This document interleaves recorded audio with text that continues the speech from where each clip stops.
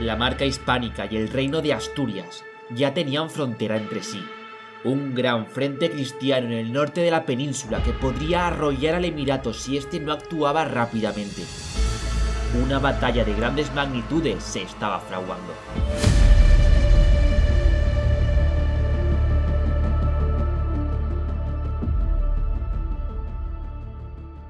En anteriores vídeos he comentado cómo los francos comenzaron a crear la Marca Hispánica, así como las disputas internas que había en la ciudad de Pamplona, que ahora serán de gran importancia. Y considera suscribirte al canal y hacerte miembro para apoyar económicamente este proyecto si te gusta mi trabajo. Continúo. Prácticamente solo quedan Pamplona y sus alrededores en la zona de los Pirineos en manos omeyas. El resto de la cordillera ya está en manos francas, que es lo que se conoce como Marca Hispánica. En el año 812, Ludovico Pío, o si lo traducimos, Luis el Piadoso, último hijo vivo de Carlomagno y por ende heredero del imperio, decidió acabar de formar la Marca Hispánica. Pero antes, vamos a ver cómo estaba la situación en Pamplona. Hay dos grandes familias que se disputan el poder: los Velasco, aliados de los francos, y los Íñigo, aliados de los musulmanes. Ninguna de las dos familias lograba hacerse con el control total de la región, y claro, Al-Hakam por un lado y Ludovico por otro estaban atentos a cómo se desarrollaban estas disputas. Ludovico cruzó con sus tropas los Pirineos, y sin necesidad de combatir, con mera intimidación, logró el poder para los Velasco, de forma que ahora sí, toda la cordillera pirenaica estaba aliada con los francos. Yo he puesto la bandera de los francos, pero tampoco es que Ludovico gobernase estas ciudades de forma directa.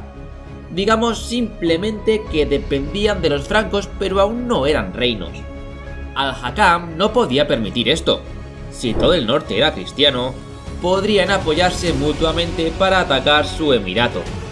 Decidió comenzar a preparar una campaña que atacase la zona de la actual Navarra, para, como en el anterior vídeo, romper la unión entre francos y asturianos. Mientras preparaba esta campaña, Alfonso II fortalecía y enriquecía el reino de Asturias. Esta paz, que de forma indirecta los francos le estaban regalando gracias a tener entretenidos a los musulmanes, le permitieron seguir profesionalizando su ejército y construir grandes edificios en Oviedo. Finalmente, en el año 816, Al-Hakam ordenó a Karim, veterano general que hemos visto en acción varias veces en el canal, que liderase un poderoso ejército hacia el norte, no hacia Oviedo como antaño. Esos tiempos en los que podían saquear directamente la capital asturiana parecían haber finalizado, al menos por el momento. El objetivo sería Navarra. Las tropas musulmanas marcharon dirección norte, y el 25 de mayo del año 816, junto al río Orón, se encontraron con las tropas cristianas. Aquí se encontraba Velasco, el gobernador de Pamplona aliado de los francos, Sancho, el mejor caballero de Pamplona según las fuentes moras, y probablemente el propio Alfonso II. Entre ambos ejércitos se encontraba el río Orón, que va desde el desfiladero de Pancorbo hasta Miranda del Ebro, por lo que esta batalla se conoce como la batalla del río Orón o la batalla de Pancorbo. El mapa de la batalla podría ser algo tal que así, pero tampoco os lo toméis de forma literal, pues es una recreación en base a lo que narran las crónicas musulmanas. Como veis, tras las posiciones cristianas hay grandes laderas escarpadas. Como veremos a lo largo de la batalla, no es la posición ideal, pues si el ejército cristiano es derrotado, ¿cómo huye? Bueno, comencemos con la batalla. Ese día ningún bando movió un dedo, pero al alba del día siguiente, el extomoro movió ficha. Karim ordenó un ataque general por los vados del río. Debía romper el frente cristiano y abrir el camino hasta Pamplona. Al ver el movimiento de los omeyas, los cristianos fueron corriendo hasta los vados y se prepararon para defenderlos. Al final, el cruce de un río podríamos decir que es similar a saltar una muralla. Solo puedes atacar por puntos concretos, y ahí es donde el defensor concentrará sus fuerzas. Los arqueros cristianos formaron rápidamente y comenzaron a abrir fuego sobre el vado.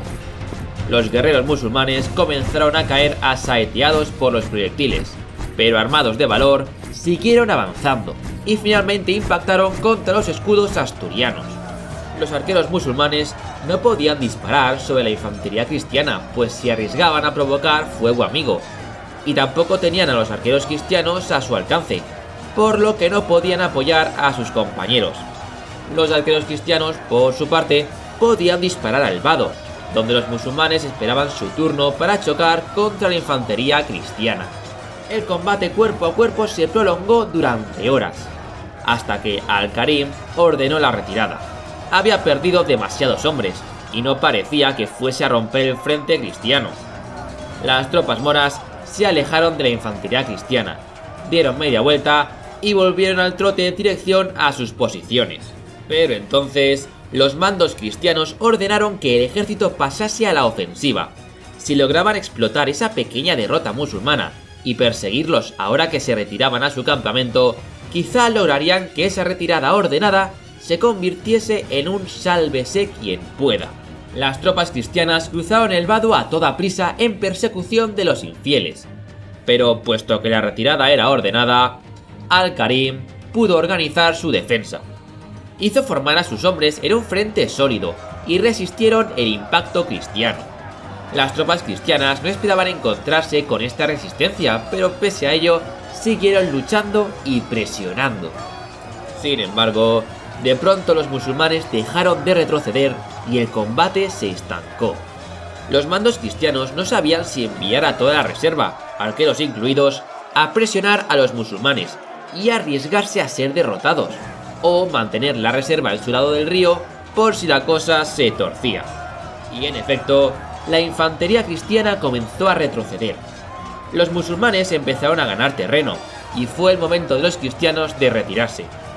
La retirada fue menos ordenada que la musulmana, y gracias a la reserva cristiana, la huida no se convertiría en una carnicería. Pero los musulmanes se lanzaron al asalto por segunda vez en el día. Cruzaron el paso y se abalanzaron sobre la reserva cristiana. Estos no podían resistir el empuje de todo el ejército omeya y comenzaron a retroceder. Los mandos cristianos se temieron lo peor. De pronto la línea de defensa cristiana se rompió y todo el ejército cristiano se vio obligado a retroceder. ¿Pero retroceder? ¿A dónde? No había más que una colina escarpada a sus espaldas, y el ejército cristiano comenzó a apelotonarse frente a los barrancos. Al-Karim se vio vencedor y mandó a su ejército a acabar con los cristianos. Los musulmanes habían rodeado a los cristianos y los estaban aplastando contra las montañas. Los cristianos se defendían como podían, pero no tenían espacio para maniobrar. La moral navarro-asturiana estaba por los suelos, pero estaban luchando por su propia supervivencia. No podían rendirse, pues después de las matanzas que habían causado a los infieles en los últimos años, no encontrarían su perdón. Algunos cristianos, gran parte de ellos arqueros, que eran los más cercanos a las laderas, comenzaron a escalar estas colinas. En un principio solo era una forma de escapar de la matanza, pero de alguna forma fueron plantándose sobre la colina y en la ladera, y comenzaron a abrir fuego sobre los musulmanes. Ya fuesen flechas, jabalinas o piedras, cualquier cosa que pudiese matar era arrojada sobre el enemigo.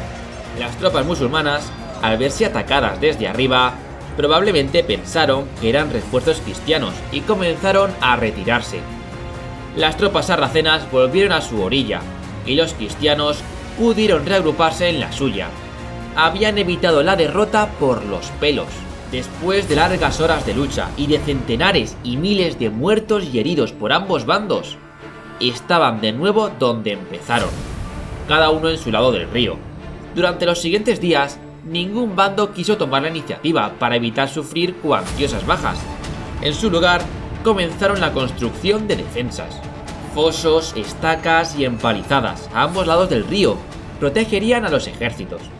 Los días pasaban y solo partidas de escaramuzadores peleaban entre sí.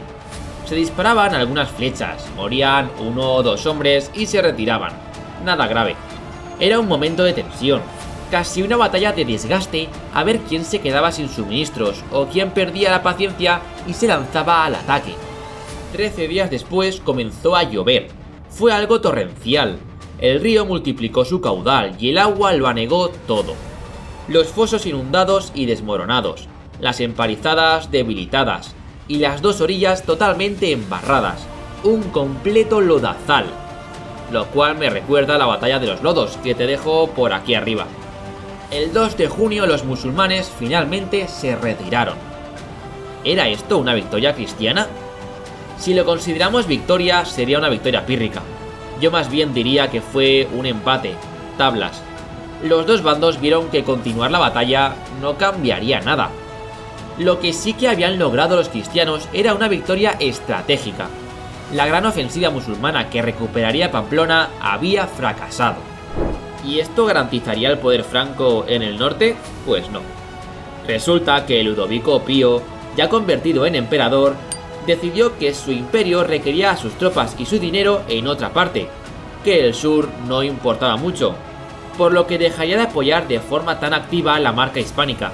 Entre otros, dejaría de apoyar a los Velasco en Pamplona.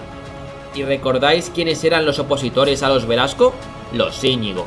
Vamos, que después de esta batalla en la que hubo tantas bajas, que duró tanto tiempo, y que tenía como objetivo garantizar que Pamplona siguiese siendo aliada de los francos, y se mantuviese abierta la conexión terrestre entre el Reino de Asturias y el Imperio Carolingio, no había servido para nada.